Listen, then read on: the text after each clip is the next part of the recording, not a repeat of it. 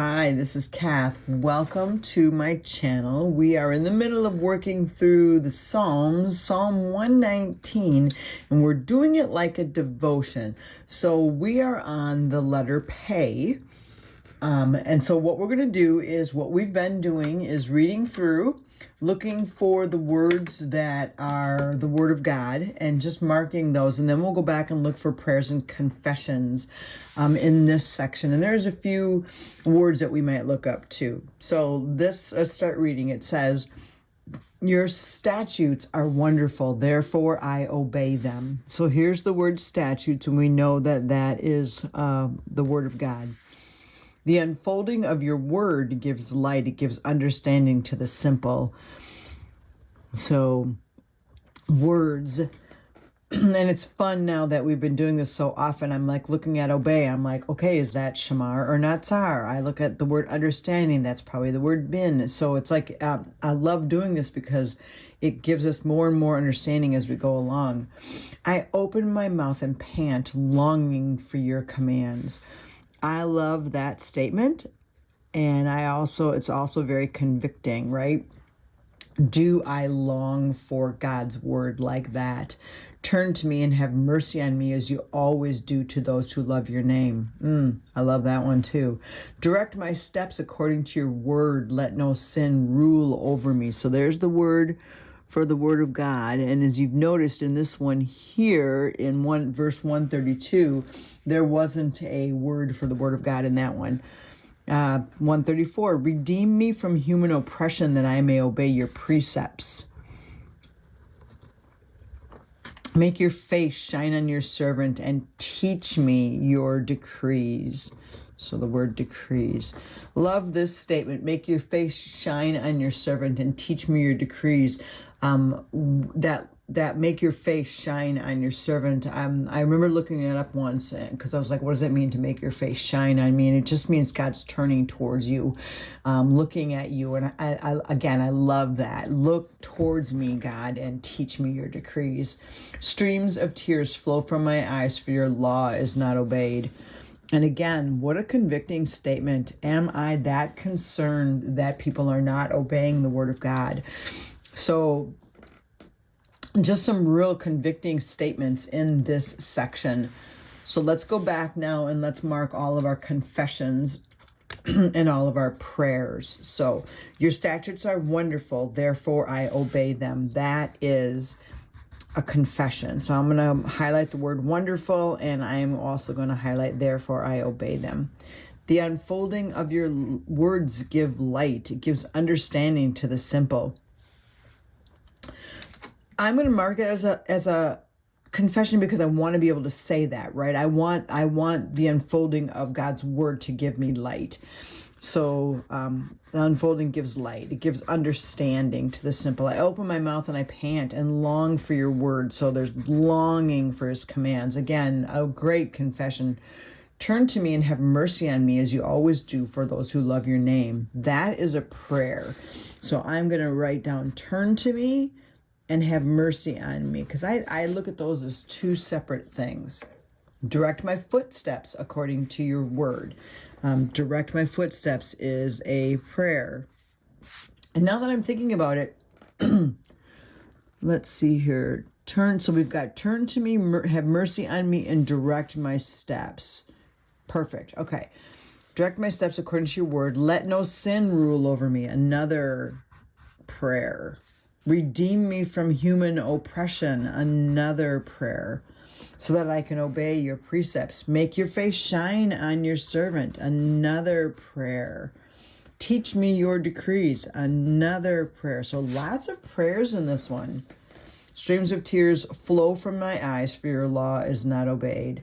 So not a lot of confessions this time. We have, I'm going to obey. "The unfolding of your laws give light, and I long for your precepts." But beyond that, there's not a lot of confessions this time. Now let's go through and let's look up a few words, because there were a few words that I thought, it might help me to have a little bit more understanding. So the first word is the word wonderful. I mean, like, I know how I use the word wonderful, but I thought it would be fun to look that up and just see if it gives us more insight into your statutes are wonderful. So we're going to come up here and we're going to write the word wonderful. And then the Hebrew word for this, it's Strong's number 6382, and it's the word Pele. So P-E-L-E, Pele. And it means astonishing,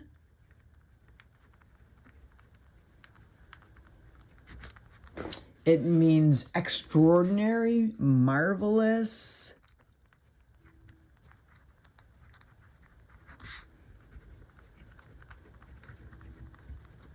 or a wonder.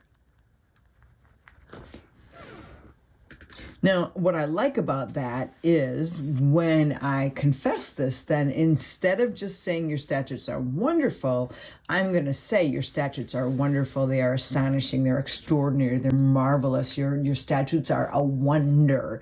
And that just helps me wrap my brain around that a little bit more. So that's what I love about that one. And then it says, therefore I obey them. And the word for obey here is the word natsar. So I'm just going to write it right above that, natsar. But what I found interesting is there was one version that says it this way: my soul keeps them.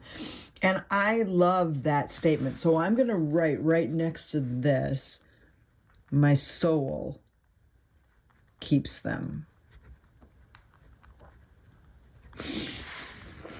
And the word for soul is the Hebrew word nefesh, and it means like my passions, my desires, my appetite, my emotions, kind of like it's just the essence of who I am. And I love looking at it that way. That's what's keeping the word of God.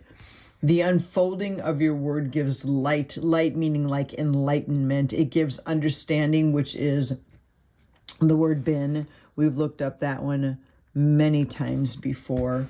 It gives understanding to the simple. I open my mouth and I pant, longing meaning like I have this desire for God. Let me see if there's any other words I think would be good for us to look up. Turn to me and have mercy on me. That's the word Hanan. We've looked up that one many times before. I want to look up the word rule. Let no sin rule over me. So what does it mean to rule? So I'm going to write that up here. I'm going to look up the word rule.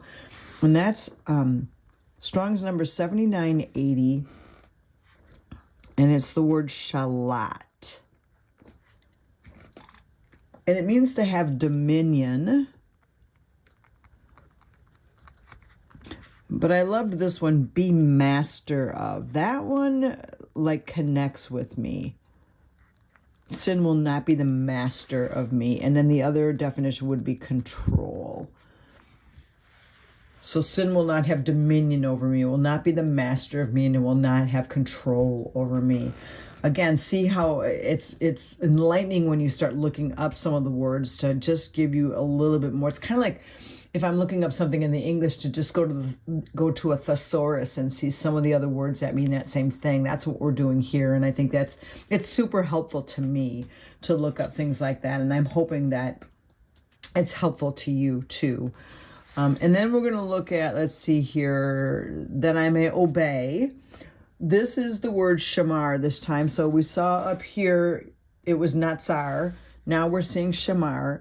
And now remember what we see often in the Hebrew or in the Bible, in the Psalms where it's more poetic, they'll use words that mean the same thing, and use different words so that it flows better. I mean, when you think about that in the English language, when you write a poem or when you're writing a story, you don't use the same word over and over and again. You try to find another word that means the same thing. And so that's what we're seeing here. We see natsar and shamar, and it's the same thing with the word of God, how we see the word of God, all these different words that mean the word of God, but using a different word. It just flows better. It makes it sound better.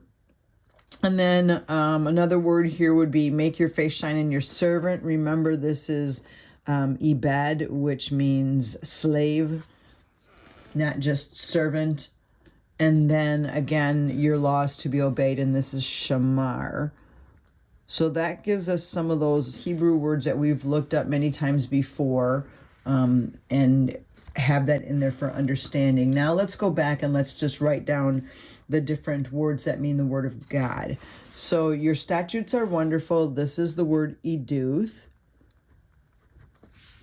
And then the unfolding of your words give light. This is debar. I long for your commands. This is mitzvah. And I like that. Let's go back for a second and let's look at the word mitzvah now. In my book, I have a chart at the very beginning with all of the words. And the word mitzvah is instruction from your teacher. Truth as something taught to mankind. So when I'm looking this up and I'm seeing that I long for that, I'm longing for the teachings from a teacher. I'm longing for that instruction so that I can grow. And you'll see that often with the word mitzvah. That's how it's used often. Direct my footsteps according to your word. This is imra. And imra and debar are those words that mean more the spoken word. Let's see here. So that I may obey your precepts. This is pekud. And again, see how poetically we're seeing each word is different. Teach me your decrees. This is hok.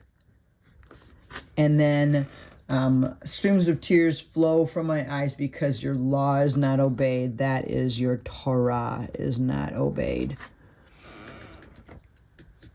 Okay, so now let's go through and we are going to confess our confessions, and then we're going to pray all the prayers. And as you saw, there were a lot of prayers in this one today.